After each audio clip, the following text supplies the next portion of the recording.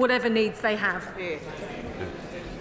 Just before we come to Prime Minister, I'd just like to welcome the grandson of Mahatma Gandhi, and welcome to this chamber. We now come to questions to the Prime Minister. I start with Stuart C. MacDonald. Question number 1, please, Mr Speaker. Prime Minister. Mr Speaker, I know that the sympathies of the whole House are with all those affected by Storm Babbitt, and in particular the friends and families of those who lost their lives. Mr Speaker, this morning I had meetings with ministerial colleagues and others. In addition to my duties in this House, I shall have further such meetings later today. Stuart C. MacDonald. Thank you, Mr Speaker, and can I join the Prime Minister in expressing my sympathies to all those affected by the recent storms. But, Mr Speaker, 2 million people just cannot be sustained from 20-odd aid lorries. Utter catastrophe is being unleashed in Gaza. Doesn't the Prime Minister now see that only a humanitarian ceasefire can bring about the scale of emergency aid that is needed? Of course, Israel has a right to defend itself in line with international and humanitarian laws, but we must also speak out when those laws are breached. So surely he agrees that depriving 2 million civilians, 1 million children of food, of water, medicines and fuel is not in accordance with international law. Will he press Israel to restore the supply of these essentials for the sake of innocent civilians and the future of the entire region? Well, Mr Speaker, it's important that we do everything we can to get humanitarian aid to those who need it in Gaza, which is why on Monday we announced a doubling of our international aid to the region, and why the Development Minister is actively engaged with our partners on the ground to ensure that that aid gets to those people as quickly as possible. Alberto Costa. Thank you, Mr Speaker. Double child rapist and murderer Colin Pitchfork had yet another parole review hearing only a few weeks ago. I thank the Justice Secretary for having listened to me and engaged the reconsideration mechanism rule. Now, I know the Prime Minister doesn't have any decision-making role within the Independent Parole Board. It's independent of government, but it is a wing of the executive. It is not the judiciary. Now, does the Prime Minister agree with me that men who rape and brutally murder young women, as Mr Pitchfork did to Dawn Ashworth and Linda Mann in my constituency, does he agree that generally, as a point of principle, these sexual offenders should remain in prison for most of their natural lives? I agree with my honourable friend that the public should be confident that murderers and rapists will be kept behind bars for as long as is necessary to keep the public safe. And that's why we're reforming the parole system. Our Victims Bill will mean that minimising risk and protecting the public are the sole considerations in parole board decisions. It will also give the Justice Secretary the power to step in on behalf of the public and take a second look at decisions to release the most serious offenders, including murderers and rapists. And last week we announced that we will be introducing longer sentences for dangerous criminals. For the most heinous crimes, life will mean life. We come to the Leader of the Opposition, Keir Starmer. Can I join the Prime Minister in his comments about all those affected by these storms? Can I start by welcoming the new member for Mid-Bedfordshire? The first Labour MP ever to represent those beautiful towns and villages. He defied the odds, history and, of course, the fantasy Lib Dem bar charts.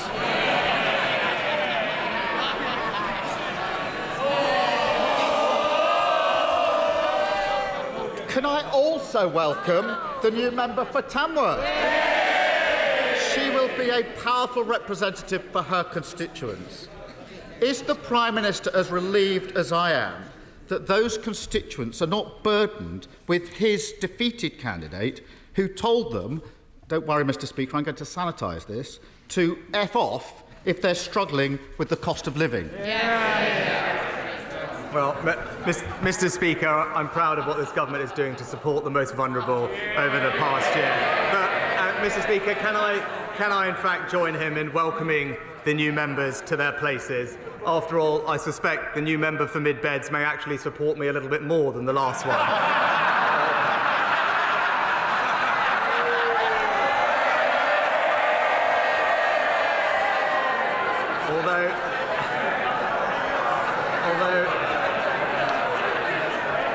Although I did notice that the new member said that they will be opposing new housing in their local area, while the new member for Tamworth claimed that they will protect green spaces. I would urge them to have a word with their leader, because that's not exactly his position, Mr Speaker, although with his track record of U-turns, who knows what his housing policy will be next week. Well, so much for being the change candidate. He can't even distance himself from those appalling comments. But I do have to ask him, where on earth does the Prime Minister think his candidate got the idea in the first place that throwing expletives at struggling families was his government's official position? Prime Minister. Well, Mr Speaker, let's just look at the record of what this government is doing to help those people. Paying for around half of a typical family's energy bill over the last year, support worth over £1,500. For the most vulnerable in our society, receiving £900 in direct cost of living support, record increases in the national living wage, record increases in welfare, and this winter, Mr Speaker, pensioners to receive an extra £200 or £300 alongside their winter fuel payment to help them through what we know is a tough time. All of that, Mr Speaker, significant support funded by this government, all of that would be put at risk by Labour's reckless plans to borrow £28 billion a year. He keeps boasting about how great things are. The voters keep telling him he's got it wrong. But I can see why the Tamworth candidate thought he was just following government lines. Annalisa and her 2 children lived in their home for 8 years. In May, they were kicked out with a no-fault eviction notice. Despite his government's pledge to scrap no-fault evictions, this week the Prime Minister crumbled to the landlords on his own backbenches and killed the policy. What message, other than the message delivered by his candidate in Tamworth, could Annalisa possibly take from that? Prime Minister. Mr Speaker, we've taken significant action to help renters like Annalise and others. We've capped holding deposits at 1 week. We've protected tenants from rip-off tenancy fees, delivered almost 500,000 affordable homes for rent, and halved the number of percentage of substandard homes in the private rented sector, and strengthened local authority enforcement powers, because this government is delivering for renters. But we are also, Mr Speaker, trying to ensure the new generation can buy their own home. So perhaps he can explain to Annalisa and thousands of millions of others why, when we brought forward plans to unlock 100,000 new homes, he stood in the way of that.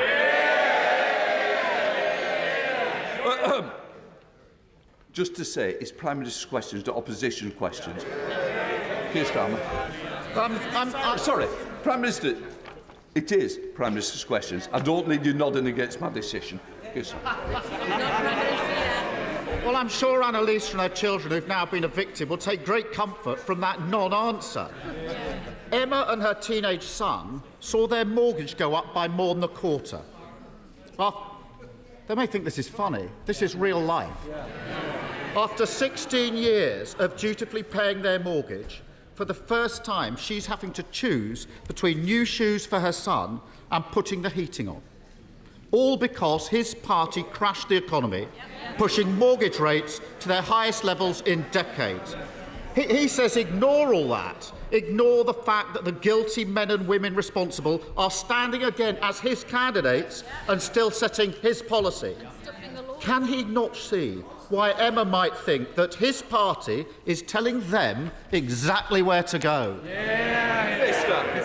Mr Speaker, he keeps talking about the mini-budget. I won't ask him a question, Mr Speaker. Well, I will just point out he did actually support 95% of the things in that mini-budget, which I didn't, Mr Speaker. But again, he's had a whole summer to get on top of the details. He's still ignoring the fact that rising interest rates are a global challenge. They are at their highest level in America and Europe for more than 20 or 30 years. Mortgage rates have doubled in America, trebled in Europe. Now, what we do want to do to help mortgage holders is ensure that they can use the mortgage charter that we've agreed with the banks. And thanks to the steps that we've taken, someone with a £200,000 property with about £100,000 left on their mortgage could save over £350 a month and lock in a new deal 6 months before theirs ended, and repossessions will be prohibited for 12 months from the first missed payment. He might have missed that that policy is twice as generous as Labour's.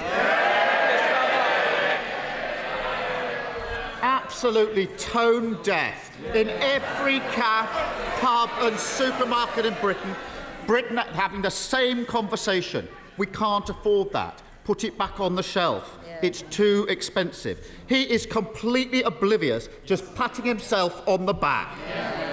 Emily and Jamie have worked hard and saving for years to buy their own home. They were nearly there last year, but he scrapped house building targets because his backbenchers pushed him around. House building has fallen off a cliff, shattering the simple dream of home ownership for people like Emily and Jamie. Can the Prime Minister now see that actually his candidate in Tamworth was just loyally following the party line? Prime Minister. Mr. Speaker, I think these prepared lines really aren't working for him anymore. He literally asked a question. He literally asked me a question about the support that we're providing for mortgage holders. I gave him the answer to that question, and then he read from his script to say that we hadn't answered the question. We're providing significant help for all these people. He's moved on to housing targets, but here's the record. 2.5 million additional homes. Housing starts double what we inherited from the Labour Party. Housing supply up 10%, on track to deliver 1 million new homes, and a record number of first-time buyers, Mr. Speaker. But again, he brings up his candidates in Tamworth and Mid-Beds. As we open this session, he's now saying he wants to build homes. Well, both of those candidates want to say that they want to block new homes in their constituency.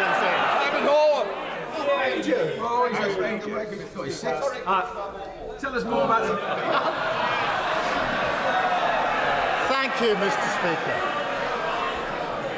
Mr. Speaker, across our country, the British people are rolling up their sleeves and getting on with it, doing their best in the face of a punishing cost of living crisis and a government that has abandoned them, abandoned renters at risk of being kicked out, abandoned mortgage payers struggling to make ends meet, abandoned those who dream of owning their own house. The truth is, his candidate in Tamworth summed up perfectly just how his and his Tories are treating the British public. So will he just call a general election and give the British public the chance to respond, as they did in Selby, Mid-Beds and Tamworth?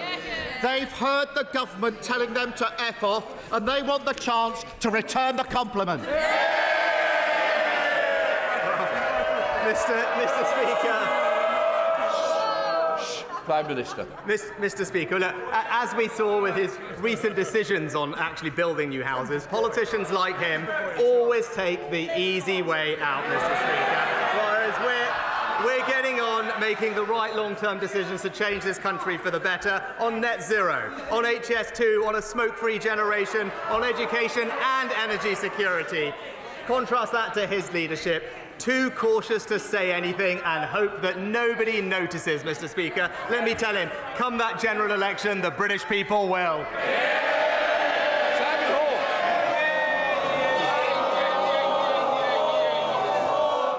I said ho, not more. Ho. It's the first time I've been confused with the Leader of the Opposition, Mr. Speaker. There's been many rumours about you. It will be soon. And all of them true, Mr. Speaker.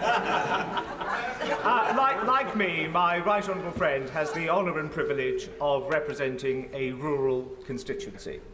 I'm sure he, like I, occasionally feels a certain degree of frustration that whilst progress has been made in this area, the rubric of funding formulae for things like the Environment Agency, local government, the police and education still fails to adequately reflect the difficulties and challenges of delivering public service in rural areas.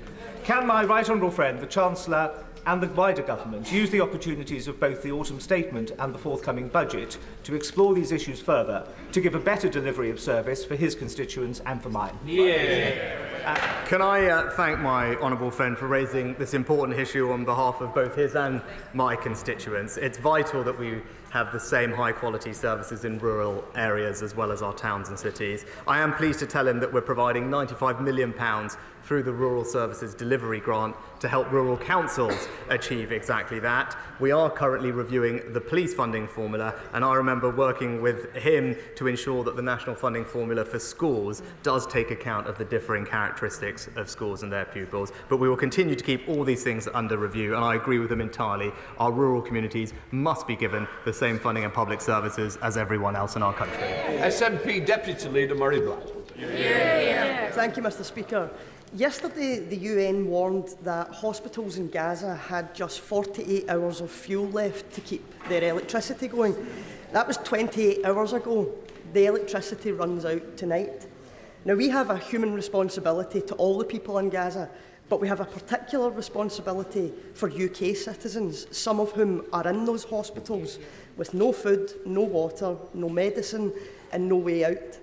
So I want to ask the Prime Minister, how much worse does the situation have to get before he will join us in calls for a humanitarian ceasefire? Mr Speaker, from the start, we have said that the first and most important principle is that Israel has the right to defend itself under international law. Our support for that position is absolute and unchanged. But from the start, we have also said that we do want British nationals to be able to leave Gaza, and that we want hostages to be released and for humanitarian aid to get in. And we recognise that for all of that to happen, there has to be a safer environment, which of course necessitates specific pauses as distinct from a ceasefire. And we discussed this with partners yesterday evening at the United Nations. And we have also been consistently clear that everything must be done to protect civilians in line with international law and continue getting more aid flowing into Gaza. Murray Black. Mr Speaker, the growing calls for a ceasefire is also about calming the situation in the broader region, especially the West Bank. UNICEF has reported over 2,000 fatalities and over 5,000 injured children since the conflict began due to unrelenting attacks. If we ignore this, we risk pouring petrol on a fire in a place that only requires a spark to ignite. Can the Prime Minister understand that joining calls for a ceasefire is now the best and maybe the only way to stop this conflict escalating beyond all control? Mr Speaker, we do have to remember that Israel has suffered a shockingly brutal terrorist attack. Hamas is responsible for this conflict and has the right to protect itself in line with international law, as the UN Charter makes clear. We will continue to urge the Israelis to follow international law, whilst we also have to remember that Hamas cruelly embeds itself in civilian populations. But we are doing everything we can to get aid into the region. I'm pleased to say an RAF flight left the UK this morning for Egypt, carrying 21 tonnes of aid for Gaza. The relief supplies include over 75,000 medical kits, solar lights, water filters for families and warehousing equipment. Our team are on the ground ready to receive. We will continue to do everything we can to increase the flow of aid, including fuel, into Gaza. Thank you, Mr Speaker. In the matter of Wally's Quarry, my constituents in Newcastle under Lyme have been utterly let down and failed by the Environment Agency. Not only have they failed to prosecute a rogue operator for the repeated breaches of their permit, we now learn that all of their monitoring equipment for the last 7 years, including in your constituency, Mr Speaker, has been grossly under-recording levels of hydrogen sulphide by a factor of approximately 2 or 3 times. That's the monitoring equipment that people have been relying on to tell them that their air is safe and clean to breathe. Given everything that's happened, we really need to see some proper action now. I've had enough with the EA, and my constituents have too. So will the Prime Minister do everything in his power to get a grip on this failing organisation? Well, my honourable friend is absolutely right to raise the concerns of his constituents. The Environment Agency's criminal investigation is ongoing, so I hope he can understand that I can't therefore comment further on it. But with regard to his concerns about the measurement inaccuracies, I have been assured and checked the Environment Agency is working swiftly to understand the scale of the problem. The Environment Secretary is currently monitoring the situation, and I have asked that she keeps my honourable friend regularly updated. Colin Eastwood. Mr Speaker, a few short months ago the world came to Belfast to celebrate the Good Friday Agreement. At the heart of that agreement was the realisation that we could not use violence as a tool for revenge or to achieve our political aims. As 1,400 Israelis and almost 6,000 Palestinians lay dying and dead, when will the Prime Minister say enough is enough? When will he call for a ceasefire? When will he tell Israel to stop meting out collective punishment on the people of Gaza? And when will he and other world leaders insist on a political solution that involves a Palestinian state for the Palestinian people?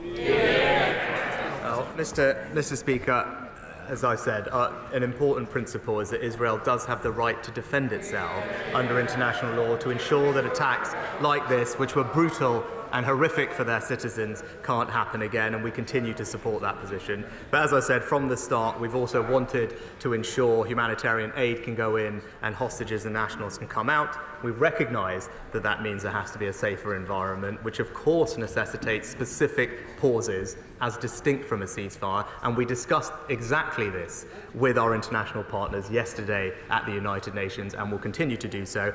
And as I made clear on Monday, we have doubled down on our efforts to find a better future for the Palestinian people. It's been a feature of all our diplomacy in the region, and we will continue to give all our efforts to making that happen. Robbie Moore. Thank you, Mr Speaker. For too long, Bradford Council have failed to represent the best interests of my constituents, whether it be their catastrophic failures on children's services, their inability to invest our own council tax back into Keighley and Ilkley, or their refusal to instigate a review into child sexual exploitation across the Bradford district. Local residents and I are fed up of being ignored by Bradford Council, and we want out. So will the Prime Minister meet with me to discuss my case for leaving Bradford Council and creating our own unitary authority which better represents Keighley and Ilkley, putting our priorities first? Prime Minister. Well, Mr Speaker, I know my honourable friend is a passionate campaigner on this issue, indeed even introducing a private member's bill earlier on it this year, and I agree with him that his council should be working to ensure that it delivers good services for all its residents, including his constituents. I will certainly arrange for the relevant minister to discuss his concerns further, and as he didn't do it, maybe I can plug his event this afternoon, I believe, in the Jubilee Room, the Keighley and Ilkley showcase, where perhaps the minister can come to discuss it in person then. Graham Morris. It's just a year ago now that the new Prime Minister promised to unite our country, not with words, but with action. Quite rightly, voters make a judgment on actions. But in my constituency, as in many others, the Prime Minister hasn't delivered on his promises. Arbroath House in Easington Colliery is a GP practice without the funding to deliver basic community health services. Communities like Shotton, South Hetton, Hassel and Horden lack the police officers to tackle crime and antisocial behaviour. We see sewage being dumped on our coastline at Seaham and Blackhall without prosecution of the privatised water companies. We see investment for levelling up blocked for Horden. When will the Prime Minister call a general election and let Labour rise to the task of rebuilding Britain? Prime Minister. Mr Speaker, the honourable gentleman raised crime. I'm pleased to say that crime is now down by over 50% since Labour were last in office, and that includes significant reductions in antisocial behaviour, which you mentioned. And indeed, earlier this year, not only did we meet our pledge to deliver 20,000 more police officers, a record number on our streets, our antisocial behaviour plan is already making a difference, delivering immediate justice and clamping down on that type of activity. Kate Knight. Thank you, Mr Speaker. I rightly support the government's plans to build more homes and ease housing shortages. However, I have significant concerns about the impacts of developments on our ageing drainage systems and the potential risks that this poses for flooding, as we're seeing in places like the Hazel Walls development in Uttoxeter. What steps will the government take to ensure that as more houses are built, existing infrastructure is also upgraded and maintained by local authorities to ensure it's not overwhelmed with additional use and less permeable surfaces? Prime Minister. Mr Speaker, as my honourable friend knows, our traditional drainage systems are under increasing pressure, and that compares with the benefits of sustainable drainage systems, which work in a different way. It was already a requirement that sustainable drainage systems should be given priority in any major new developments and developments in flood risk areas, but earlier this year we committed to requiring sustainable drainage systems in all new developments, in top of DEFRA's Plan for Water, which puts a statutory duty on water companies produce plans to set out how they will improve, maintain and extend our robust and resilient wastewater systems. Charlotte Nichols. Thank you, Mr Speaker. This morning I hosted the MS Society and people living with multiple sclerosis to hear about their experiences accessing personal independence payments. 10 years on from its introduction, people with MS and other fluctuating conditions are still too often being denied the support that they deserve to manage the extra costs of their condition and to retain their independence for longer. 22,524 people with MS have signed a petition calling for a full review of PIP for fluctuating conditions, which is on its way to Downing Street right now. Will the Prime Minister listen to their call? Mr Speaker, I'm very sorry to hear about the experiences of those suffering with MS that she mentions. I'll ensure the Work and Pension Secretary looks at their concerns and writes to the Honourable Lady. Sir Peter Bottomley, Father of the House. We know some duck serious questions today, aiming for electoral advantage in the future. Can I note that the Prime Minister prefers to take decisions that will benefit the country now in the longer term, so that we can have more jobs, better education and a shared prosperity? Prime Minister.